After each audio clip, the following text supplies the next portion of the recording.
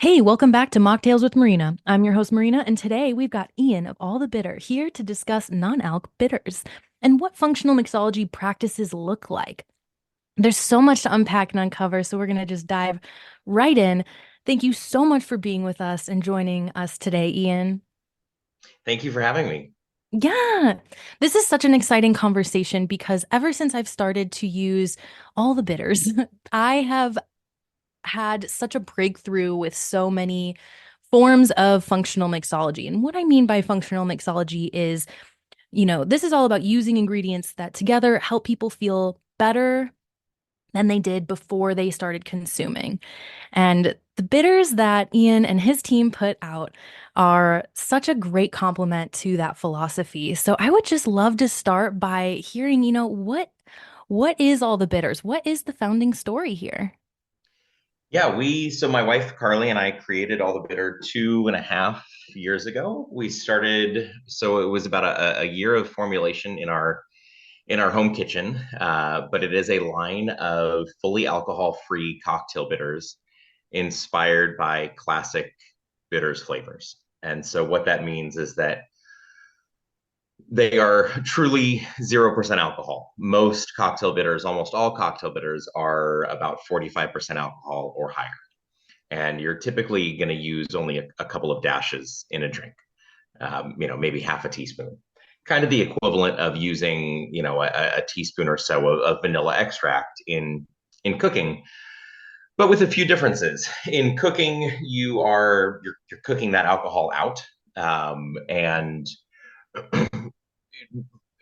alcoholic extracts in food are something that people are more used to, if you will. It's there's a big conversation, especially with bartenders, about why is it necessary to use non-alcoholic bitters in non-alcoholic cocktails. And I should step back a little bit. We created this to complement the growing non-alcoholic space, the growing functional beverage space, the growing mindful drinking movement.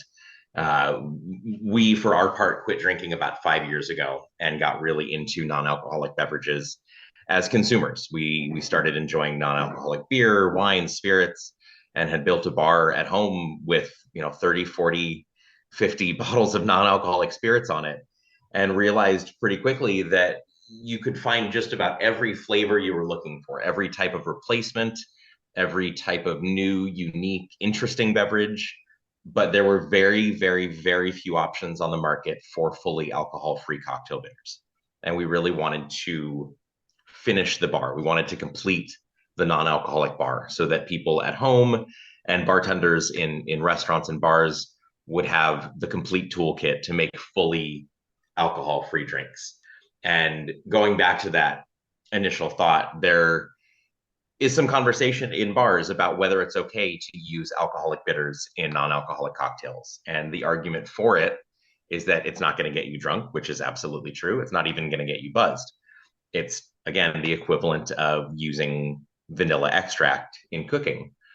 But it's a little different because you've got, in bars and restaurants, people ordering a non-alcoholic drink. And I don't know, as a server, I don't know why that person's not drinking. I don't know if it's because of religious reasons. I don't know if it's for health reasons, if they're taking medications that interact with alcohol. I don't know if that person's been in recovery for 30 years and maybe they're venturing out now for the first time in 30 years, and they're ordering a mocktail, when maybe a couple of years ago they wouldn't have, um, because maybe the idea of a mocktail is too close to the real thing. So I don't know why that person is ordering a non-alcoholic drink, and chances are they want zero alcohol. It's the equivalent of just a couple of dashes of whiskey added to your otherwise non-alcoholic drink. Again, is it going to get you drunk? No, but fair enough. There's plenty of people that would not choose to add even a small amount of alcohol to their otherwise non-alcoholic drink. But before we created these, again, there were just very, very few options for fully alcohol-free cocktail bitters. And so we wanted to give bartenders, to give people at home that tool, and so that they could finish their drinks and not compromise their own beliefs, their own personal preferences, or their health. So cool. It's so cool to have this level of thought about the smallest of ingredients because, I think a lot of times there's this preconception about mixology that like, oops, I accidentally just put a dash of this in there. Is that really going to make that big of a difference? And like you're pointing out, it really can. And for some people, alcohol is something that is very sensitive, and then for others, you know, it's more about the ritual itself and to be able to create a product that not only solves a problem, but even if that isn't your quote unquote problem or your focal point, you can still enjoy these even if you love a great cocktail with alcohol in it. Like it's not that it doesn't mix well, it's just, this is a product that really solves a lot of problems on the market in that way, which does lead me to the next question. If you're not using alcohol as your base for creating your bitters, what are you using? We use a base of vegetable glycerin, water, and a little bit of apple cider vinegar. So no alcohol at all. Classic cocktail bitters would be made with high proof alcohol, and then cut back with a little bit of water to bring the proof down to about 45% alcohol, because you're probably starting with a base that's 90% alcohol or 180 proof. And so we use a fully alcohol free base. But other than that, we make our product in a very similar fashion to classic cocktail bitters. We're not using any extracts, colors, flavors. It's all organic, raw botanicals macerated in our liquid for about 2 months. So a couple of key differences is that it takes much longer to make these. Alcoholic bitters might take 2 to 3 weeks to macerate, because alcohol is a really strong solvent. It's a really good extractor of flavor. Glycerin works, but it doesn't work quite as well as alcohol does. So the challenge is getting our alcohol-free bitters to have the same intensity of flavor as their alcoholic counterparts. So they sit in tank for much longer, and we have to use, again, about 2 to 3 times the amount of raw botanicals that it would take compared to alcoholic bitters. Again, just to pack as much flavor in there as we possibly can. And it shows. The love is in there. Even describing this whole process, I remember you and I had a conversation about this, and then I tried really mixing the bitters with so many different types of drinks to create some menus for some of my clients. And I remember being like shocked with how few dashes I truly had to use in order to make it effective. Because a lot of times, when you're in the space where you're using ingredients that are like, okay, no sugar free, like there's a lot of things that we aren't using that are artificial or like as a preservative or to make the color more interesting. So, you tend to have to be a little bit more creative to make some like functional mocktails like appear or taste in a particular way, and these bitters do a great job of that, which leads me to my next question. I'm so curious, like when you guys come up with your flavor profiles, are you trying to emulate any traditional bitter, or are you guys just doing your own thing, or a little bit of a combo of both? It's a little bit of both. So when we started, we launched with 3 flavors that were very intentionally inspired by what I would call the holy trinity of classic cocktail bitters, which would be Angostura is your classic aromatic bitter flavor profile. Aromatic bitter is what that category is kind of referred to. And the profile tends to be lots of warm spices like cinnamon, clove, and nutmeg, lots of bitter and earthy roots and barks. So we use a very similar.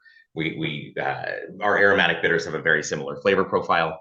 Uh, we made a bitter called New Orleans, which is inspired by a cocktail bitter called Peychaud's, which is used almost not exclusively, but it's almost all of the usage of Peychaud's goes into a drink called a Sazerac.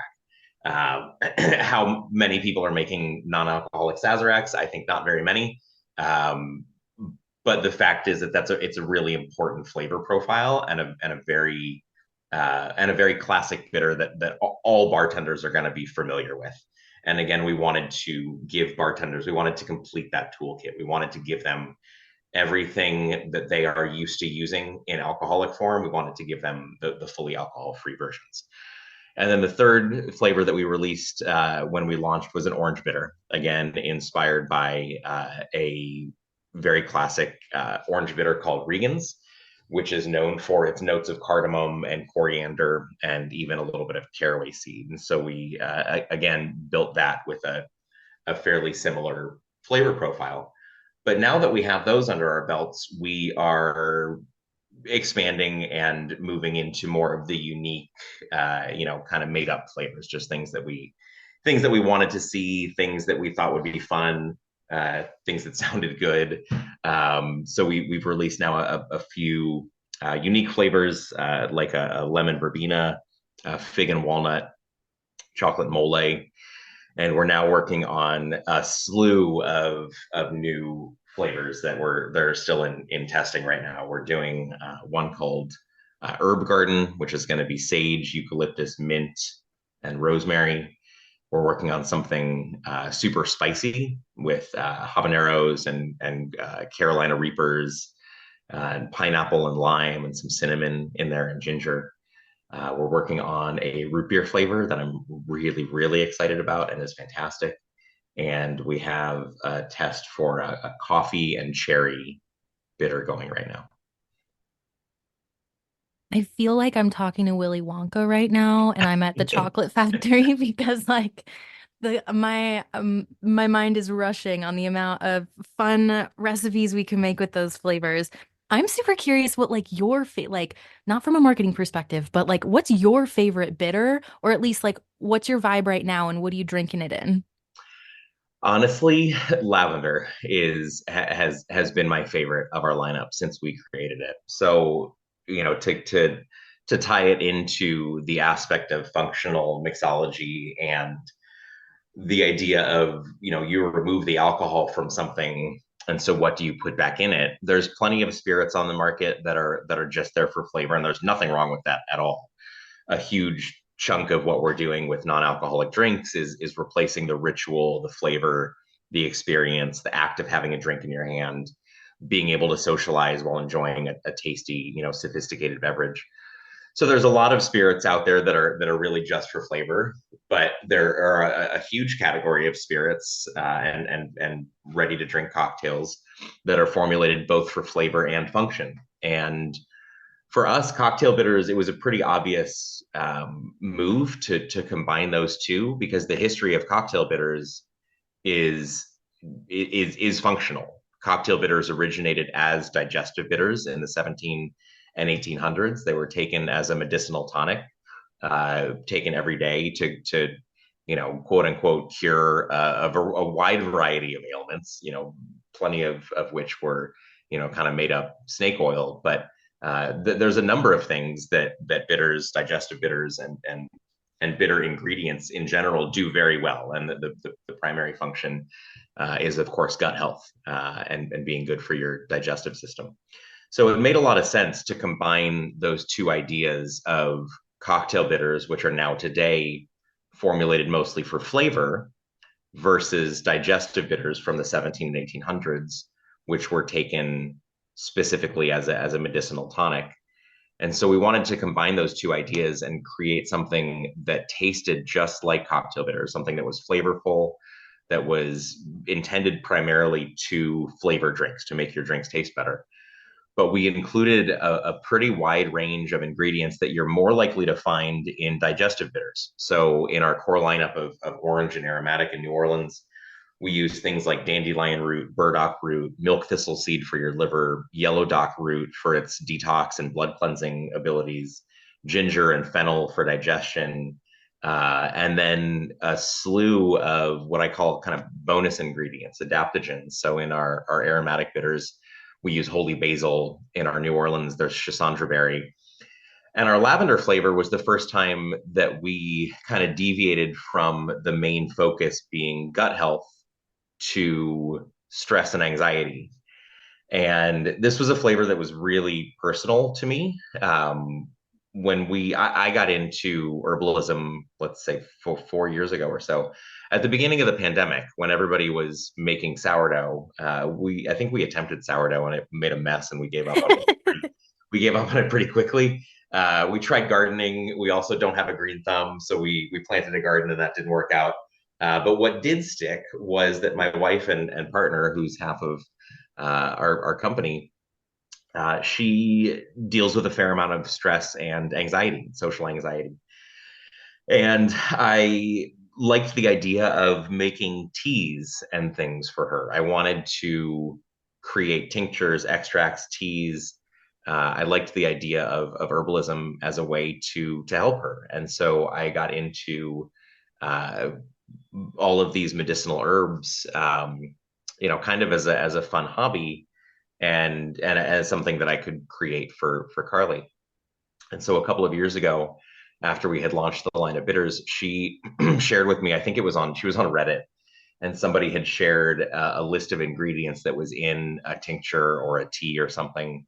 And they were asking if it was appropriate for them to use. They were on SSRIs, and they were asking if these ingredients were all appropriate. And there were a couple of things on the list that indicated an interaction with SSRI medications that are taken for anxiety.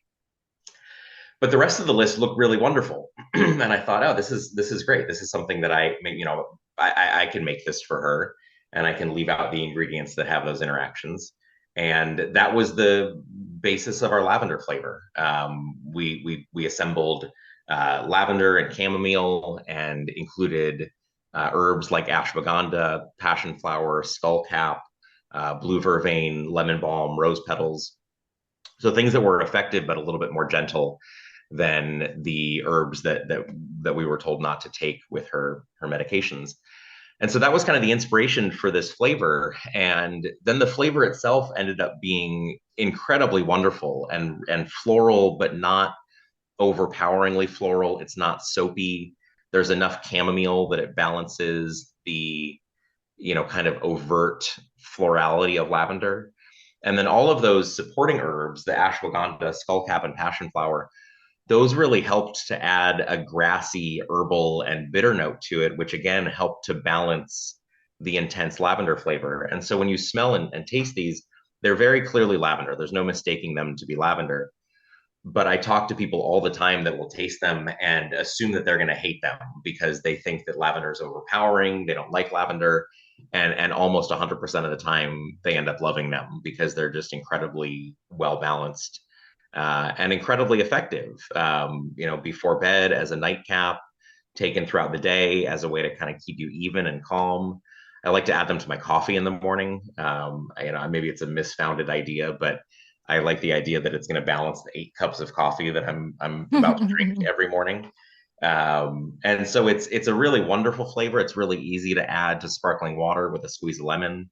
And we just got the results back from the San Francisco Spirits Competition and were awarded 98 points Woo! and a double gold medal for them, which is pretty wild. So double gold meaning that every single judge on the panel awarded it gold. 98 points was one of, if not the highest scores for any of the non-alc beverages that were submitted, and one of the highest scores in the competition period, and based solely on flavor and appearance of the liquid. So not even factoring in the benefits to it, or again the fact that it's just a very personal, kind of feel good type of flavor. But to get that score for it, solely based on flavor alone, was really special.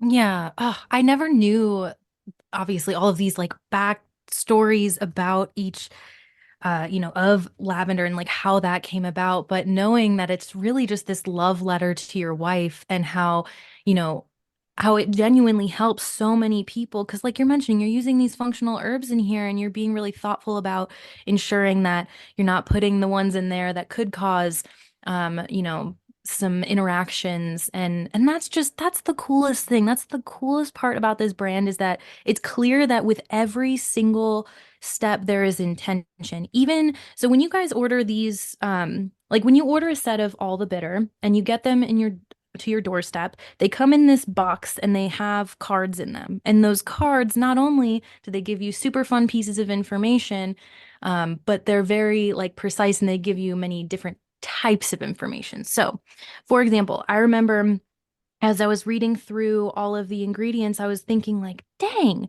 like this is exactly what I've been trying to accomplish, just kind of differently. I wasn't making bitters, but I've been trying to make menus to help people build so like in their brick and mortars, instead of buying all these like high fructose corn syrup like pumps and these juices from your local Albertsons, it'd be cool to learn how to make things on your own in herbals. So I've been like working on blends and trying to create these bases that have, an interesting mocktail quality about them. But the thing is, it can be really hard to make tea not taste like tea without adding a bunch of sugar. Mhm. And I feel like your bitters do a really great job of up leveling any drink you put them in, and it immediately tastes not like an adult drink, as in like, wow, there's some bite to it, but as in there's like a complex flavor profile. Mhm. And my husband and I, we live in the middle of nowhere, so when we're not in town, we have to be our own mixologists. And this means that, we're always experimenting with different juices. And my favorite thing on planet Earth is ginger beer because I also suffer from a lot of anxiety. And, when I mix it with lime juice, because that's always around, it helps. But we've recently been putting more of the lavender bitters in because I can't do kava every day. I'm not interested in like drinking a lot of other, like, I'm very, like, I don't want to get dependent on anything. Like, I'm always kind of like weary of that. So it's just such a peace of mind to be able to grab the lavender bitters, put it in my drink, and really feel that. So it's just really cool hearing your story here live as we're recording this podcast. Like, it's like I'd never heard that before, but yet I could feel it in the product because that's exactly the way it makes me feel. So well done on that. And I cannot wait to try all of your experimental flavors coming out as well. Thank you. Yeah. And I think it's really cool, like focusing a little bit more on that herbalism aspect.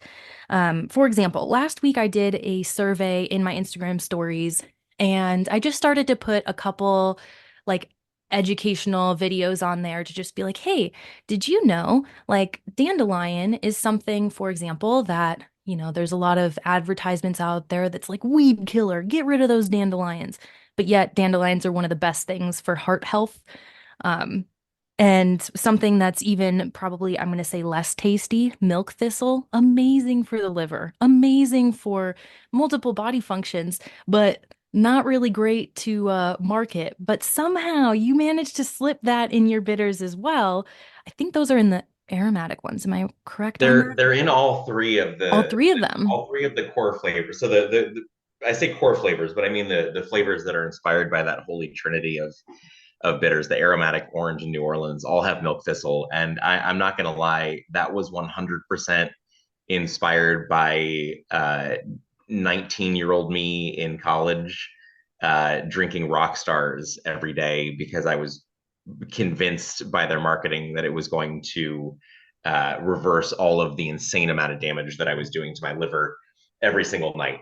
And they had Rockstar at the college convenience store, and I would grab like a little loaf of cheese bread or a banana or something and a rock star. That was my lunch every day. And at the top of the can it says milk thistle seed, and on the back of it it explained that you can party like a rock star because it has milk thistle seed in it.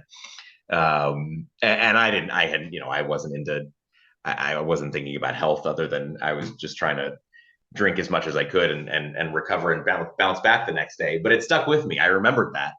And then I got into herbalism and, kind of started to go down the path of the power of healing that plants have. And I came back to milk thistle seed and I thought, oh yeah, I remember this is good for your liver. If we're making bitters that are for either people who are currently drinking, and you made a point earlier that I'd like to touch on, either people that are still drinking and are using, or not still drinking, but people who consume alcohol and are using our bitters in their alcoholic drinks, or somebody who is quit drinking or is drinking less. Either way, we can all use some help with maintaining our liver health. No matter what your relationship with alcohol is, chances are your liver needs some help. And so I thought this seems like probably a pretty good thing to include in this blend. And you made a point earlier that is that is really important. A lot of 94, the last statistic that I read was that 94% of people who are consuming and purchasing non-alc beverages still consume alcohol. So yes, there are absolutely plenty of people who are enjoying these beverages. Myself, my wife are two examples who don't drink, who are sober, and this has replaced alcohol for us for all intents and purposes. It's replaced the ritual, the flavor, and the experience of alcohol. But most people that are enjoying these things still drink. They're either just trying to drink less, or maybe not even trying to moderate necessarily. They're just a portion of the large percentage of the country that maybe has one drink a week. They're not trying to cut back. They just don't drink that much. Maybe they have one glass of wine on Friday nights and Saturday nights with dinner, and the rest of the week they don't drink because they don't feel compelled to. They don't need to. But that person still would enjoy a delicious, sophisticated drink with dinner. They don't, this allows people not to be confined to soda, coffee, juice, tea, and water, with your steak at night, on a Tuesday night having dinner. This allows you to enjoy, a sophisticated beverage that's going to pair with your meal. And so a lot of our customers, probably most of our customers, still drink alcohol. And are using our bitters in alcoholic drinks. These mix just as well in a standard old fashioned as they do in a non alcoholic old fashioned, with the bonus of you get functional benefit from them. So, replacing our bitters with something like Angostura or Regan's Orange in your old fashioned or your Manhattan means you're getting the same flavor, if not, I would argue better flavor. Because again, we're not using extracts, we're not adding any colors. This is all handmade in small batches with love and intention, with organic ingredients, with locally sourced lavender, locally sourced walnuts, ingredients that are going back to the local university farm to become compost when they're done. We buy oranges from the juice bar next door. We peel the oranges and give them back the orange flesh to use as juice, and we keep the peels. Everything is done, like you said, with intention and sustainability in mind. And I think that you can taste that. And I think that they taste just as good, if not better, than the classic flavors they are inspired by. But you're also getting that functional benefit. So you can enjoy your standard old fashioned, but you've got a couple dashes of an extract that contains milk thistle seed for your liver. It's got dandelion root, burdock root, yellow dock root, ginger, all these things for your digestive system. And we know that alcohol, does a number on our digestive system. So it's a way of balancing and counteracting, a little bit of the alcohol that we all know deep down, is not good for us. That doesn't mean you shouldn't drink it. That doesn't mean that there's anything wrong with alcohol. It doesn't mean that alcohol is the devil by any means. Let's drink responsibly. Let's be thoughtful. Let's be mindful about what we're drinking. But there's nothing wrong with alcohol. But certainly can't hurt to add a functional bitter to your drink that's going to do some good to counteract the whiskey. Yeah. I think this brings up a really important point here that it doesn't matter if you are in the drinking sometimes, drinking a lot, or drinking not at all camp. Um, Things that involve taking care of our bodies is a good thing. So I come from the part of this like beverage space where I don't interact with, I guess, a lot of the whenever I hear that study, I've heard that 94% figure multiple times now, and I'm thinking like, I come from kava bar land. I don't come from bar land that just happens to have a mocktail on the menu. Like, I only work in exclusively non-alc environments. And of course, I do consult for people who do have regular bars that just want to have like a mocktail side feature. But for the most part, my attention, and I think a lot of my audience is very sober curious, like they definitely fall under that category a little bit more. And an interesting note that came up when I was speaking with another formulator was so she had like a bad experience with kava as a younger person. And, to this day, she asked me, she's like, Marina, how come people who are quitting drinking are going to go consume this other thing that, you know, also might be hard on the liver? And this brought up a really awesome conversation because there was an old study done saying kava is hard on the liver. But as I discussed in a previous podcast episode, that was debunked because the people who did that study, they were also feeding people the leaves, which are very toxic. No, like you should never consume those. And also, they didn't tell the participants to not drink alcohol on top of it. So it's kind of similar to the whole like, if you only consume cannabis, that's one thing. But if you consume cannabis and smoke cigarettes at the same time, like you got a different problem on your hand. It's the same, it's a similar thing to think about when you're like all botanicals out there, like they're all part of nature, right? Some are more helpful than others, some help more than others, and some help different things more than others. So I mention all this as an avid fan, consumer, lover, and person who defends kava. But I bring this up to point out, because in kava bars there's kratom. So kava and kratom are both very, um, a very large alternative to people who just swear off alcohol, either a little bit or altogether. And this is where we're seeing that people are like if people are misusing any botanical, they're going to run into problems. So, oftentimes in the space that I occupy, I find that a lot of times like you're saying, it's not that alcohol is the devil in liquid form. It's anything on planet Earth could be honestly used in a way that can be a bit too much. If you have an addictive personality, it could hit hard. But this is where we're coming back to that milk thistle and the dandelion root and being at making the best choices you can, in the situations that you can, right? So for example, using bitters like this, being able to be a little bit more aware of what you are consuming so that you don't end up with the same problem with just a different drink in your hand. We want to make sure that you're feeling better than you did than before you consume the drink. And that just doesn't include just the short term of when the drink is done, but what has it done for you?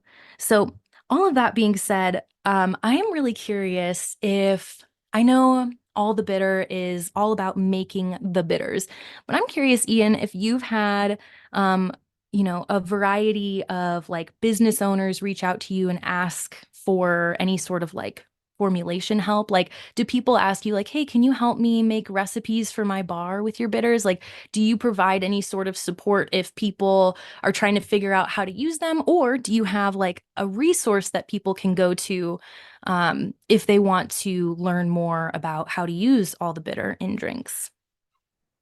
All of the above. So if you go to our website, there's a blog on our site titled "How to Craft a Non-Alcoholic Bar Program," and that's a great resource for bartenders, beverage managers who are looking to expand their selection, whether into cocktails, beer, wine. The article mostly focuses on cocktails, um, but it's a great resource for people at home too, because it gives a really, some of the sections aren't going to be relevant unless you're running a bar program, but it does give a really great overview into what's on the market, how to use it, suggestions for non-spirit ingredients that work really well in non-alcoholic drinks, things like ginger, verjus, vinegar, tea, ginger beer, tonic, etc. All those ingredients that work really well in non-alcoholic drinks, as well as giving some very specific insight and suggestions into how to uh, what to put on your menu, how to format your menu, what to call the drinks on your menu, how to price your menu, how to educate your staff. So it's a pretty all-encompassing guide. It's about a 30-minute read. Um, it's not a quick read, but it's 30 minutes. It doesn't take long. If you're interested in expanding your program, that's a great place to start. And absolutely, please reach out to me. My email address is ian@allthebitter.com. If you go to our Instagram and message us, it's going to go to me. I am more than happy to help with recipe development, with questions. I'm happy to make product recommendations, different spirits that might work well in your program. I'm happy to do all of that. I've had people reach out about formulating their bitters, and I'm always happy to help. I'm a pretty open book. We don't have any secrets. There's no, for better or worse, we don't have any proprietary trade secrets. I will tell you exactly how we make our bitters, and if you want to copy me, I guess you can go for it. It's a lot of work. Good luck. But we don't we share everything that we do. I love that so much because the what the non-alc space needs is more marketing that is like education based because like we're mentioning there's some nuance to some of these some ingredients that you want to like be careful of and the fact that you're so open with sharing this knowledge is just thank you. Thank you so much because I always like to tell people, when I'm even making menus or kind of giving like advice on how to create menus, I always say nothing that I'm going to tell you is anything I invented. I am no genius that is the first person who's ever touched a plant before. Everything that I've ever learned, of course, I learned things in the field, but most of it comes from old herbal textbooks that were written a long time ago. Like they're timeless. And that's what I think is so awesome and so honestly trustworthy about this drink. I know that there are a lot of products out there that people have a hard time trusting because they're not sure what else is in the recipe. Like they don't know how to read the ingredients list. So that being said, Ian, I'm curious if you think there are any underrated herbs out there that you would like to shout out or give us some more information on. Yeah, that's a fun one. Oh man, nobody's asked me that question. Dandelion is easily the first thing that comes to mind for the same reason that you mentioned earlier. Most people think of dandelion as a weed that needs to be pulled, but the leaves are delicious and bitter and fantastic in salad and great for your gut.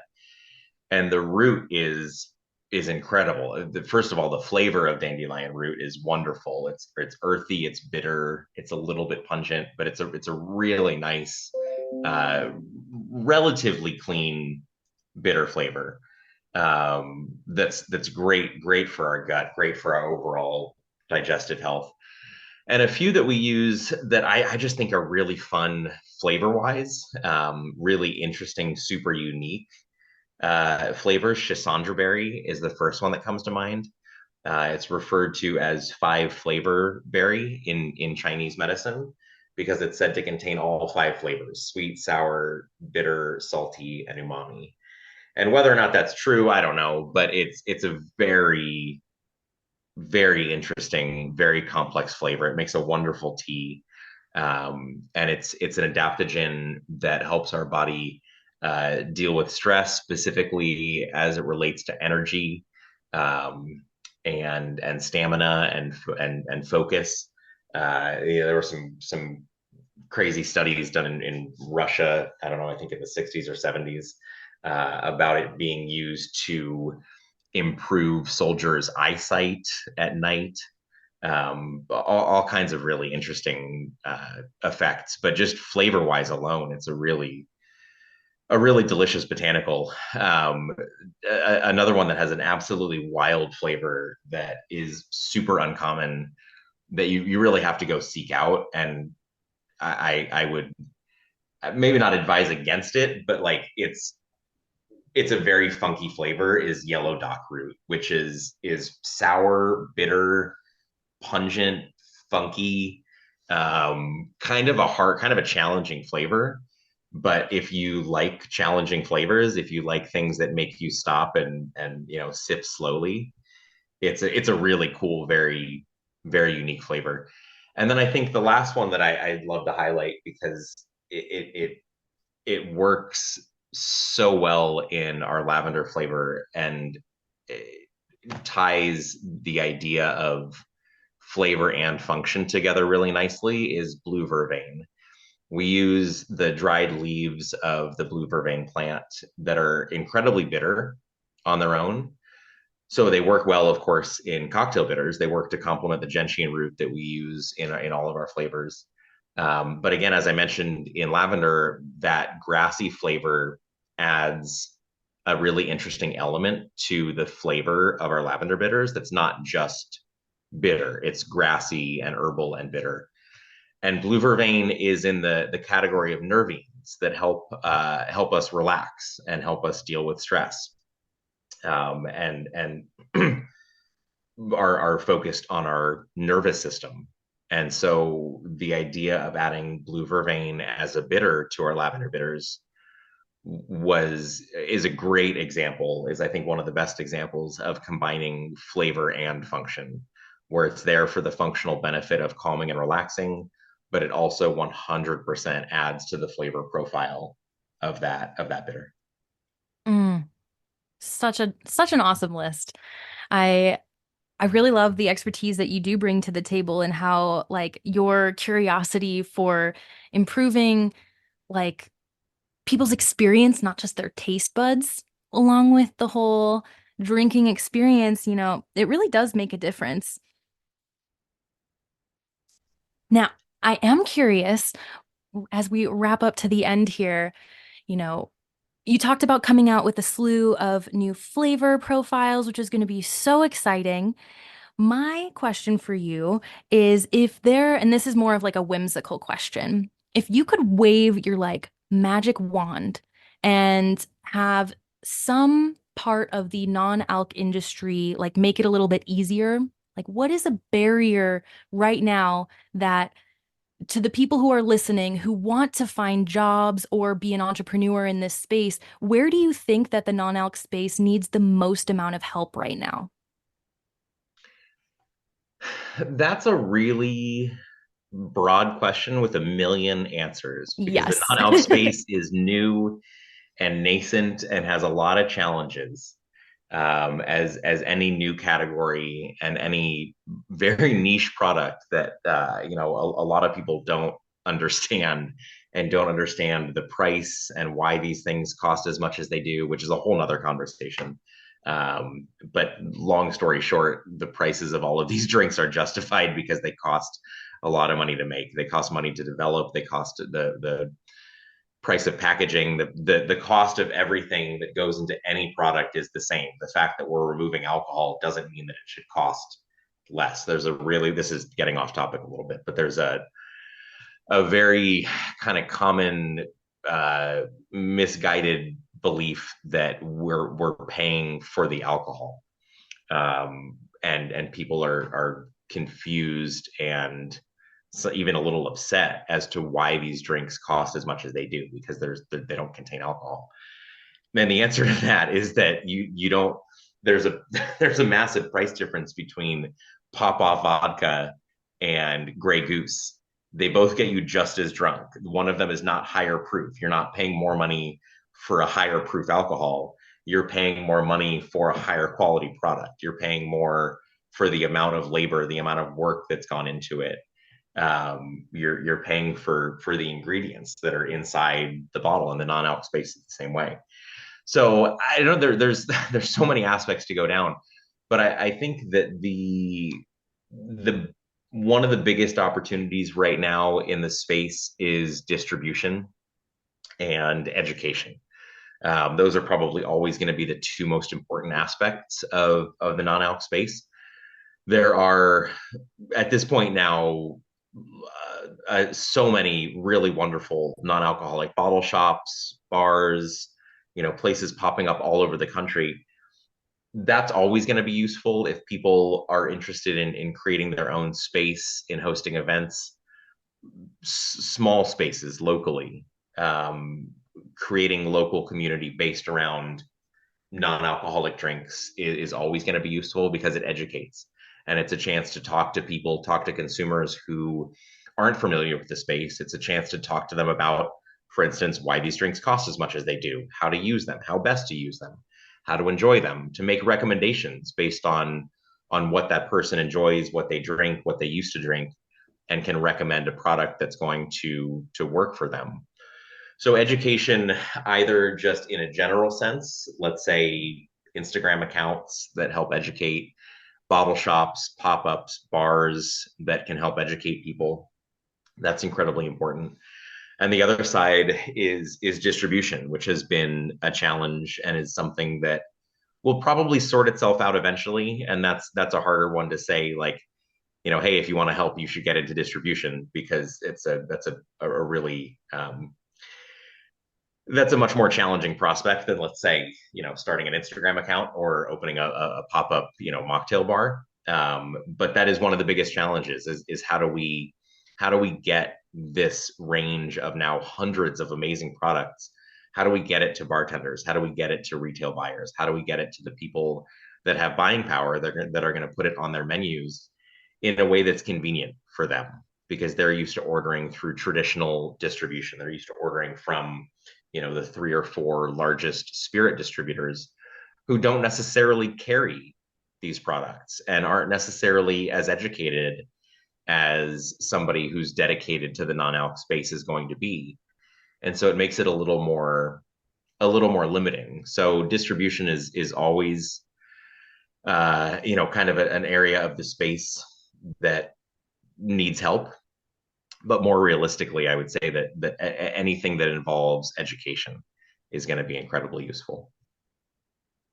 Thank you for that answer, Ian. I think it's so insightful. And I think, a lot of you listening out there on this podcast audience, I know a lot of you are, like I mentioned earlier, trying to figure out, you're like, I'm passionate about this space. I know I want to do something in this space. And I think Ian is a really excellent example of someone who had a dream, has a North Star that he can rely on. He knows why he's making these products and is coming out with new flavors and, expanding in these cool ways. There's so many opportunities. There's so many different ways you can help. And all it really takes, it really just starts with a conversation, just starting to ask people, hey, I want to be a part of the industry here. How can I help? I want to do this. This seems interesting. Or, if you have a hard time with education or, like, for example, making your own Instagram account using your face, you can make, excuse me, you can make like a faceless account. There's so many different ways, you can make a whole brand without even a person. You can create a cartoon character that helps teach people. You can talk to like business owners. There's a lot of different ways you can go about doing this. And if you ever want to, if you're hearing this and you're like, you know what? I don't know how to use that Canva thing, but I can sure talk a lot. Go ahead and hit me up. Find a podcast to be on. Do all the things. Because I think, Ian makes a really great point here that the more we can just keep talking about it and keep educating people to help them understand where the value truly is, then the abundance naturally comes with that. So thank you so much, Ian. I want to ask one final question here. you know, think back to the early stage entrepreneur of startup phase of All the Bitter. What's something you wish that someone could have told you that would have just made it easier to get through those hard days? Easier to get through the hard days. Let's see. I don't know what somebody could have told me to make it easier. I think and I don't know how helpful or useful this is, but I would say that my biggest takeaway from the beginning, and still today, I would still consider us, all 2.5 years in, to be a startup that's still learning and still taking our first steps. I would look back on it, and so many people told me how hard it was going to be. I wish I had taken them more seriously and understood how hard it really is, how much work it is, how much you're going to learn, how challenging it is, but also at the same time, how absolutely incredibly rewarding and fun and exciting and challenging in a good way it is. And to know, especially at the beginning, that you're going to get through it, that there's going to be days that are going to make you want to quit. You're going to cry. You're going to wish you had never started this. And then the very next day, it's going to be the best day of your life. And it's going to go up and down like that. And that's just kind of how it is. I don't think that, looking back and thinking about conversations that we had about using a co-packer, a manufacturer to make your product for you, using a formulator to make it for you. Those are totally valid choices. Those are valid options in creating a product. It's not the route that we chose to take. It certainly would have been an easier route. Making it ourselves is incredibly difficult. It's incredibly expensive. We now have a 2,500 square foot facility with 12 500-liter tanks, 400-liter tanks, a $40,000 bottling line that we're paying off. All of all of these things that cost a ton of money and a ton of work and labor to create.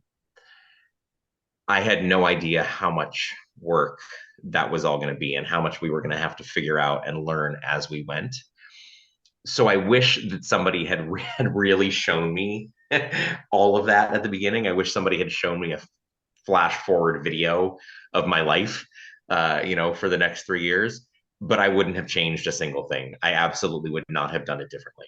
And I think especially if you're going to go into product development, if you're going to go into a packaged good like this, that's a really important question. And only make it yourself if you would die if you didn't make it yourself. If there for me, for us, there was no reason to do it unless we were making it ourselves physically. There's nothing wrong with having somebody make it for you, but that's not for us. That's not the path that we wanted to go down. The whole point of doing this was that we wanted to make something with our hands. We wanted to get dirty. We wanted to be part of the story. We wanted to be able to share our story and share how we make things. We wanted to be transparent and show people the behind the scenes and what we're doing, and put a face and a name to the thing that you're consuming, that you're putting in your body. I didn't want to just give people, a nameless, faceless, here's something that somebody else made, enjoy. Again, there's nothing wrong with that. Most of the products on the market are made that way. We wouldn't function as a society if that model didn't exist. But looking back, I wish that I had known how challenging it would be, and at the same time would not have done anything differently. I just wish that I had been given a proper heads up about how I wish that I had been given a real chance 2 3 years ago, say, nah, just kidding. I'm going to go work for another non-alc company. I'm going to go help somebody else develop their line of non-alcoholic bitters, and I can be the salesman. I wish I had been given that opportunity. I wouldn't have taken it. I would have still done the same thing that we're doing, but I wish I had been given that opportunity. Right. Oh, I hear you 100%. And I really commend and admire the fact that you went through the entire learning process, because it is a lot, but it just goes to show that nothing is impossible. Everything is figure outable. That's 100% correct. Everything that we do every day is something new that we're learning. Carly and I, our background was in restaurants, bars and restaurants. Our experience is hospitality, customer service, food, beverage, flavor. So that helped with recipe development. It helped with creating the flavors and formulating the flavors. It helps with developing cocktail recipes and menus. It helps with that aspect of it. It helps with customer service and hospitality. Those are really important things. But 90% of what we do every day are new skills, things that we've never done before that we're learning on the fly. Um, and it's challenging, but it's absolutely doable. It's nothing that you can't overcome. It's nothing that you can't learn. And it's an incredibly fun, incredibly rewarding process. Thank you so much for sharing your wisdom, your time, and your experience with us today, Ian. It means a lot. Of course. Thank you for having me on, Marina. This was awesome. These were great questions. Yeah, yeah. So if anybody here wants to order any of the bitters that were mentioned in today's episode, you can take a look at the episode description and you'll find the links to all the bitter and a few other fun little pieces of information. And, since Ian did mention that you can reach out to him for any questions or anything, I'll make sure his information is there as well. Thank you all so much for listening and tuning in. As always, if you need anything, just let me know.